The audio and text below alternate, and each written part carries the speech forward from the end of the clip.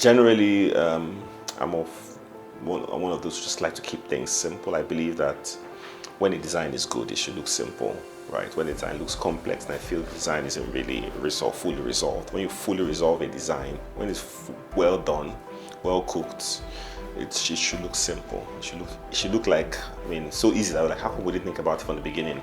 But of course, to get to that point, you have to go through a process, to arrive at that point. The project comes in, it's looked at by the whole team. There are create sessions to discuss the project.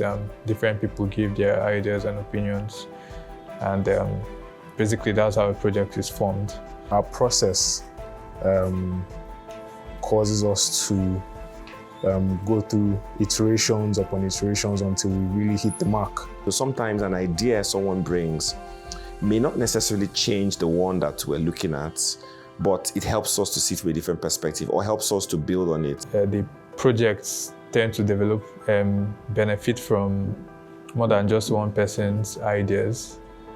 So the best ideas always win in the end, and not just irrespective of who is handling the project or who is in charge of the project. So that collaborative work culture, I think, has helped us to be able to achieve wins in many of the competitive entries we've made over time, and give us satisfied clients.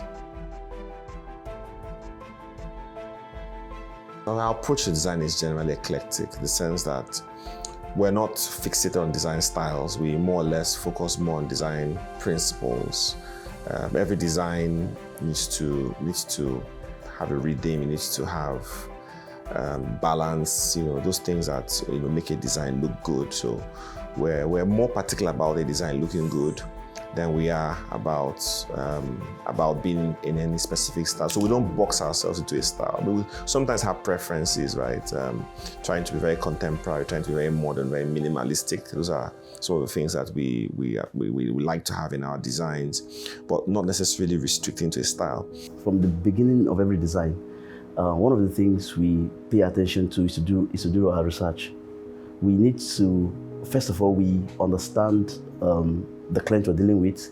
We understand the site conditions or the sites that we're giving, and then we try to do our research to be sure that we bring value to the client in terms of sustainability.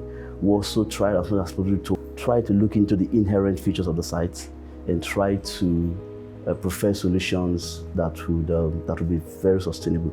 And then we're also very particular about having an iterative process, because we realize that a lot of the time design is about being able to engage the client, understand what the client dreams to have, and then you help the client to develop that idea and express and give it expression, give it life. So at the end of the day, you look at the product, and oftentimes there's a shared ownership between us, the designers, and the client, because the client can see his ideas come to life and is grateful that we gave it wings to fly, and then we're also happy with the product that we've designed. So that's typically how designs are approached. We're not necessarily the ones to just follow trends and say, this is the trend everybody's doing, so let's just do what everybody's doing. There needs to be reason. Things need to be justified. There needs to be a reason why things are done in a certain way. The usual process in Mixta in selecting consultants is that we have a pool of consultants and we tell them to deliver their brochures, their company profiles, list of projects that they've worked on, and just know those basic information. So when Podex came on board and we looked at them, we looked at the various projects that they've worked on, we were like, there's something different about this architectural firm. We saw that they paid more attention to detail. The way they presented the buildings, it was like the buildings were speaking. It was like the buildings were animated, and that's what caught our attention. And we are a real estate company. We like presenting in our buildings in a way that catches the customers or the homeowners' attention. So that's one thing that drew us to selecting Podex as our architectural consultants. Detailing.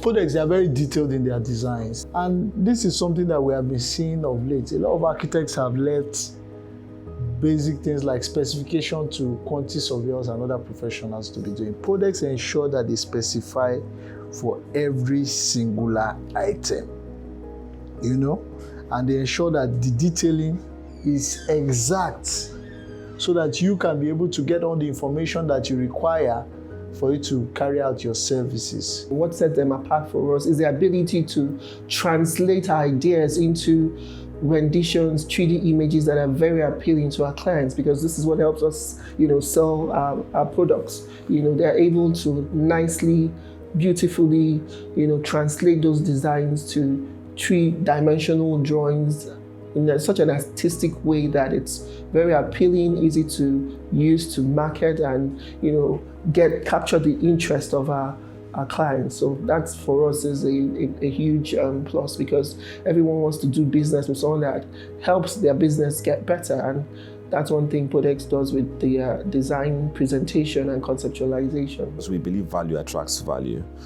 When you have value to give, then you are attractive. So we want to always ensure that our clients can come to us and there's something we're able to give them that they can't just get anywhere else, or they can't easily get anywhere else.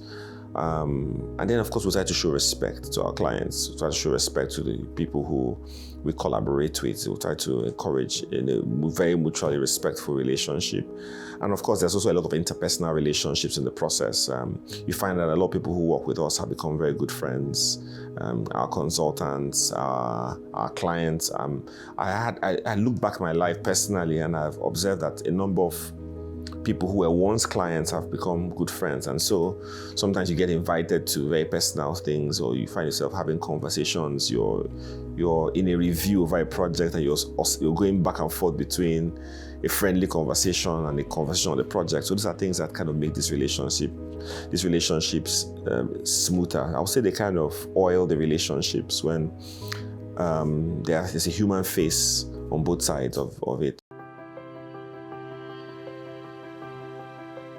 In the world today, we need to think about tomorrow. It's not just about building for today. You're thinking about building for tomorrow, the materials used, the methods used, and so on. Speaking to the pattern building as an instance, it was something that it was all incorporated. So if you're following the ESG model, where you need to take those things into consideration, I saw that expression there. And I have seen it repeatedly as a philosophy or a concept, guiding what it is that each Podex design I see being done. So I feel that we have come to the point now when we understand that it's just not putting up a nice concrete jungle, where you just build everything, but you're incorporating sustainability in the sense that the type of materials you use, the incorporation of vegetation, incorporation of plants and other things that make a building more sustainable. And you think about the impact on the environment, so that it's not necessarily taking from the environment, but adding to it. At the time, we're very particular about greenery, use of softscape. We're always trying to get some, even if the clients wanted to maximize their land and do fantastic stuff, we're always trying to put in greenery. Podex pays particular attention to the kind of materials used for use in construction. One in particular was PVC sealants. And we almost don't use that on any of our projects together because PVC of its combustion nature, right? Podex is always big on safety, right?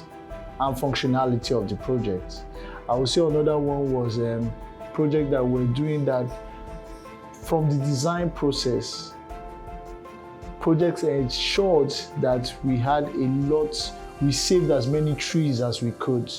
And some of them we had to bend, take designs virtually round the trees, just to ensure that we are able to protect the environment and ensure that we have a sustainable environment for the clients. In the course of my professional development before fully going into Podex, I'd had a chain of projects that gave me a lot of exposure to sustainability and sustainable design, and understood a bit about green certification, understood a bit about LEED certification actually.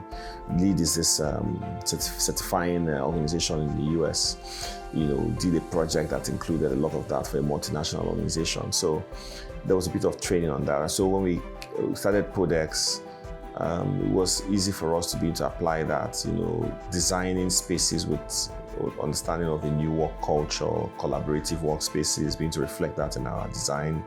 Of course, as architects, we're trained, particularly designing tropics, we're trained about climatology, about responsiveness to the environment. So that's something we try to pay a lot of attention to, particularly when we're designing homes. These days, when people a lot of people just want to follow the trends, follow the styles, but we still try to stay true to those considerations, those things that we're taught in school around the way the environment impacts on a building, the way your design decisions on spaces can impact on energy efficiency. So those are things we continue to, energy efficiency is something we pay attention to, quality of light, quality of daylight in a space, ease of maintenance. But then of course, working in this environment too, some of those things usually have an upfront cost. And so you also sometimes get a pushback from clients because of the cost. But I would say we try to push it as far as we can in our designs.